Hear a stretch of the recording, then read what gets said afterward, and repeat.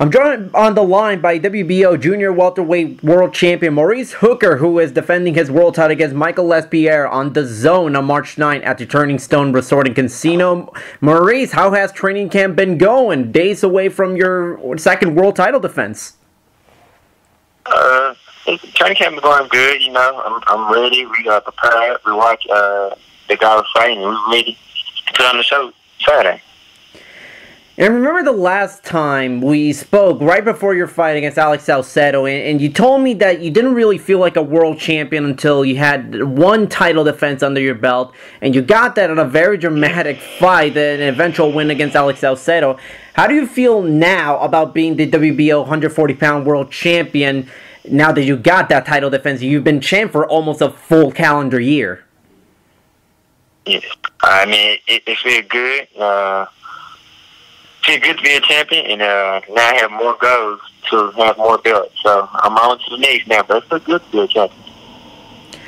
You know, Mikkel LesPierre is coming into this fight on a 20-fight win streak. He's done well to get to this point, and when you look at his resume and his skills, so it's one thing that you see that kind of makes you think, I have to worry about that, or I have to be especially prepared for that when we step into the ring on Saturday. Just looking, he's undefeated, and he's hungry for the title. And I just know he's coming to fight. I really don't see I need to be worried about it as long as I go in there and do what I have to do. Anything he brings, they want to fix me. And you're coming into this fight with as a big favorite, which is kind of unlike the Alex Salcedo fight, where a lot of people kind of looked at it as a 50-50 fight. Some had you as the favorite, some had Alex as the favorite. Is there, I guess, a different mindset that you're taking into this fight now that you're kind of the big favorite? Do you feel like this is kind of a situation where, like, if you win, a lot of people aren't going to give you a whole lot of credit because it's a guy not many people know, and if you lose, it's a guy that no one's ever heard of? How do you sort of square and process all of that in your mind during your preparation? I mean, I really don't care about doing the favors, and when people think, I prepared. Me and my team, took this fight very seriously. Like we were fighting somebody, like fighting Alex Salcedo or another world title. I don't want to overlook this guy, and he come in and hit me with a shot that I want to prepare for, or you come in looking like, a world title. But, it's just, I just want to overlook this guy, so I prepared, and we ready, and I'm really put on the show. I watched this guy a million times, and I don't see something to stand out about him, but like I say, come Saturday night, we never know what he might bring back the hat, to try to surprise us. But I mean, I'm ready. Yeah, I'm ready. I know he ready. It's a big shot for him, so I know he ready. But I'm prepared for everything he brings. Your last three fights, all world title fights, they've taken you all over the place, to the UK, to Oklahoma, and now Verona, New York. Is there a point, or are there plans, so to speak, to sort of have you have a homecoming fight in Texas in the near future if you defend your title? Oh yes, the plan is to defend this, and we should have a world title in June. I should fight in Dallas in June. That's the plan. But if I get offered more money to fight somewhere else, why not? I got a family to take care of. But we have plans to fight in Dallas in June. There was a video on Matchroom Boxing's YouTube channel. It's saying that you were going. They were following you in camp, and you said you were going to knock LesPierre out, in style. And is that going to be your mindset from the start of the fight, sort of being aggressive and make him respect your power from the get-go, and sort of try to take him out early, sort of give a dazzling performance in front of the New York crowd and on DAZN? Hey, that's the plan, I want to go in there and look good. Take them out, but look good at it, Look good doing it. So, with that being said, I'm going to go in there, be smart, and put the pressure on him, He's fighting at home. He got a lot of pressure on him. He's fighting for a world title. And he's going to be real nervous. But I will be ready, and he will be ready. I'm going to try to take his head off the first round. I don't care if the first round, first 36, I'm going to take his head off.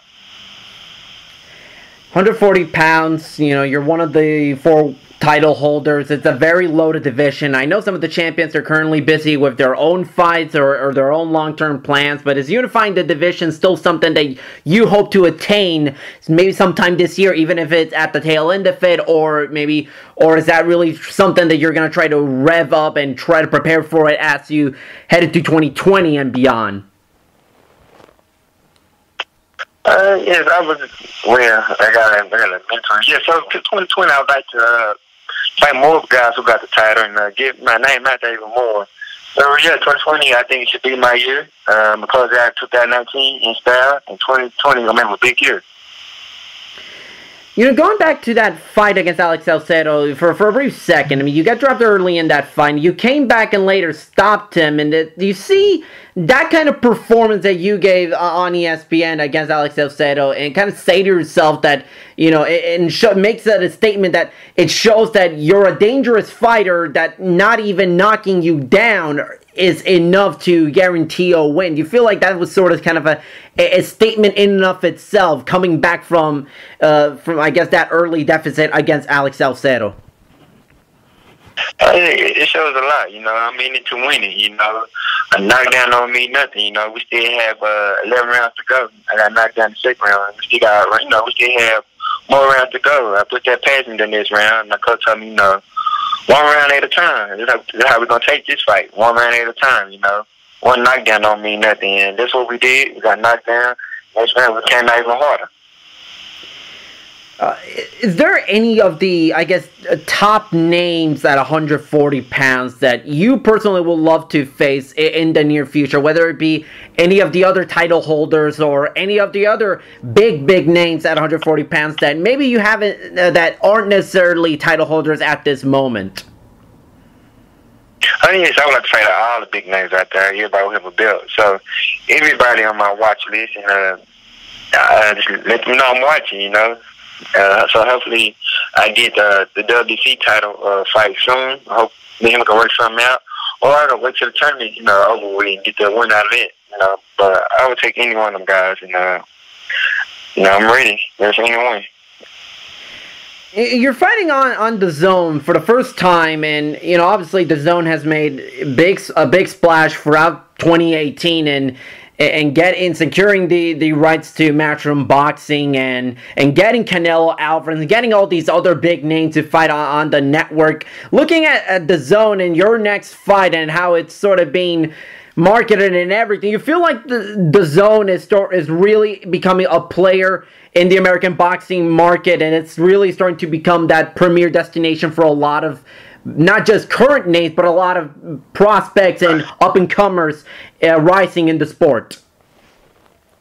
Oh, yeah, it's right now. It reminds me like when PBC first came out. You know, it was hot, and everybody wanted to sign with him or to fight on it. Just taking over, you know, even with the app and it's a big thing, you know. It's a lot of people from America right now. It's fight in the fight show all over the world, so give you a chance to be seen all over the world. And they treat you good, man, and I love everything about it. And I mean, it's the next, or it is the next big thing coming out now. I know everybody trying to sign with them, and they have plenty of fight dates to get, you know, to keep you busy. Lastly, or at least right before I get to this question, we're in early March. Is there kind of like a number of fights that you want to have, you know, sometime throughout this year? Do you plan to fight 2, 3 more times, since DAZN, you know, likes keeping the guys on its roster busy throughout the year? So it depends, you know, it depends on Saturday night. If I get a quick knockout, I want a quick turnaround, you know, I want to fight quick, you know. If I go to distance, I want to fight in June, you know, take some time out. But if I get a quick knockout, why not? Let's do it again. So I'm looking to fight at least 2 or 3 more times this year. Lastly, I think I already know the answer, but it's your official on-the-record prediction that you're going to knock Mikkel LesPierre out on Saturday night on DAZN. Oh yes, I'm going for it. I'm gonna hunt him down, and I'm gonna set it up real nice, and yes, I'm gonna knock him out. Great stuff. Maurice, thank you so much for taking time from your busy schedule to talk to me. I know you must be very busy right now making these final preparations against Mikkel LesPierre. Best of luck on Saturday. Hope to talk to you more, and looking forward to seeing you in the ring. All right, thank you.